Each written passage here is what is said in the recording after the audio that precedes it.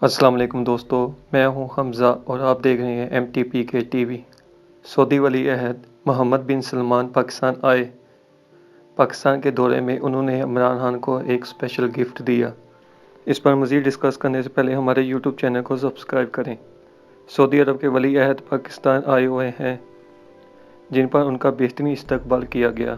Airport پر ان کو عمران خان اور army chief نے ریسیو کیا۔ اس کے بعد عمران خان اور سعودی ولی عہد دونوں نے پریس کانفرنس کی اور عمران خان نے سعودی ولی عہد سے کہا کہ سعودی عرب میں رہنے والے مزدور جو کہ اس وقت جیل میں ہیں وہ میرے دل کے بہت زیادہ قریب ہیں اور ان کے جرم بہت زیادہ کم ہیں۔